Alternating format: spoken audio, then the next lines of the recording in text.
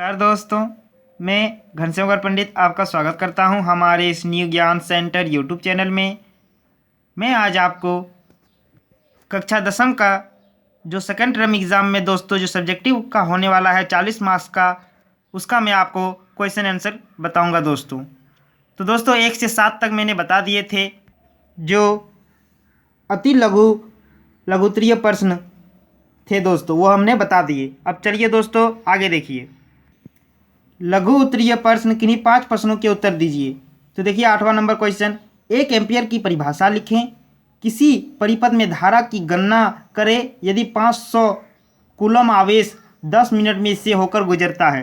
तो ये आपको आंसर लिखना होगा दोस्तों। देखिए कैसे लिखिएगा, आंसर भी दिया हुआ है, आप देख लीजिएगा।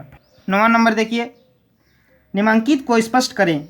ए नंबर, किसी तार का प्रतिरोध उसके अनुप्रास्थ काट के क्षेत्रफल में परिवर्तन के साथ किस प्रकार परिवर्तित होता है। तो ये रहा इसका आंसर, देख लीजिएगा। बी नंबर देखिए, किसी चालक का प्रतिरोध किन कारणों पर निर्भर करता है। जी हाँ दोस्तों, ये ए और बी दोनों लिखिएगा तो आपको टोटल 3 नंबर का ये आंसर होगा, 3 नंबर मिलेंगे दोस्तों।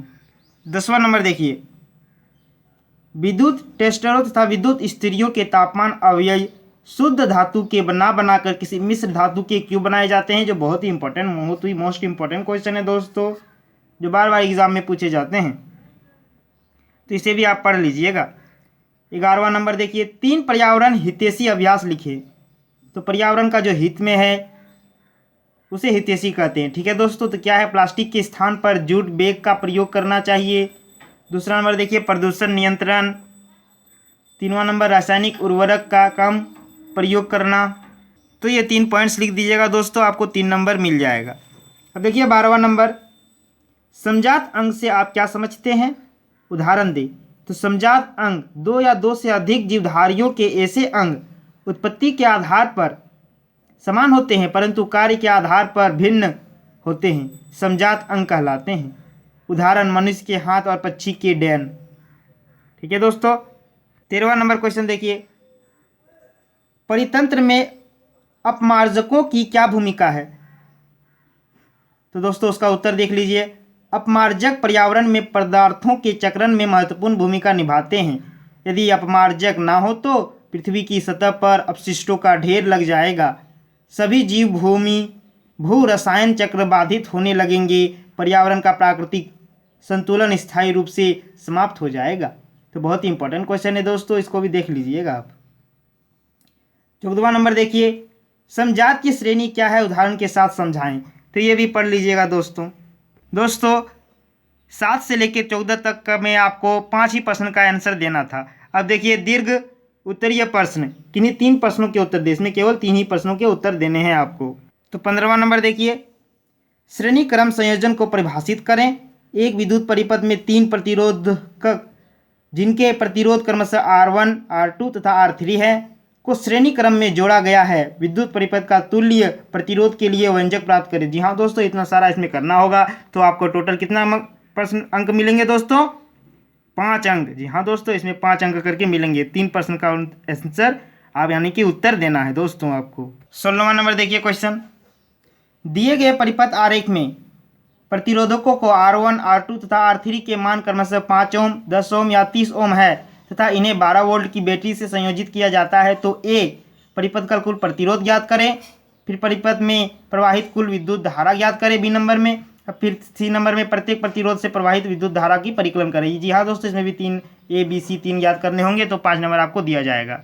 17वां नंबर देखिए, जो बहुत ही आसान से बनाया जा सकता है दोस्तों, धातु तथा अधातु में रासायनिक गुणों के आधार पर अंतर स्पष्ट करें। जी हाँ दोस्तों, धातु तथा धातुओं में अंतर किस गुण पे, रासायनिक गुण पे अंतर आपको लिखना है।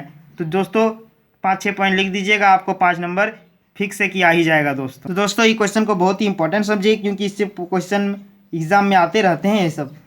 18वां नंबर देखिए, पोषी स्तर क्या है, एक आहार श्रृंखला का उदाहरण दे तथा इसमें विभिन्न पोषी स्तर बताएं। जी हाँ दोस्तों, पोषी स्तर क्या है, किसी आहार श्रृंखला के विभिन्न चरणों या स्तरों को पोषी स्तर कहते हैं।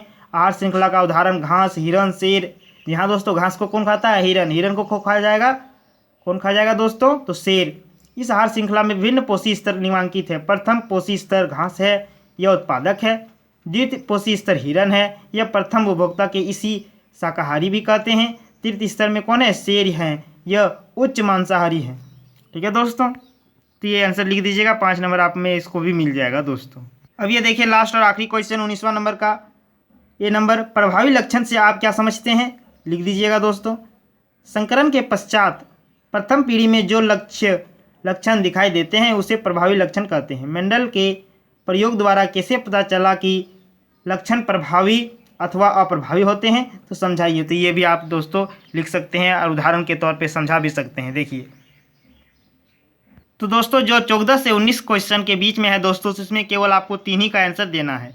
सबों को नहीं दे दीजिएगा दोस्तों, ठीक है? केवल 3 ही का आंसर दीजिएगा, 3 ही का नंबर आपको मिलेगा। तो चलिए दोस्तों आज की वीडियो में बस इतना ही। फिर मैं नेक्स्ट वीडियो के साथ मिलूंगा दोस्तों। बहुत ही महत्वपूर्ण क्वेश्चन बताऊंगा दोस्तों। तो हमारे न्यू ज्ञान सेंटर चैनल को सब्सक्राइब जरूर कर लें और ज़्यादा से ज़्यादा शेयर करने की कोशिश करें। चलिए फिर मिलते हैं नेक्स्ट क्लास में। जय हिंद।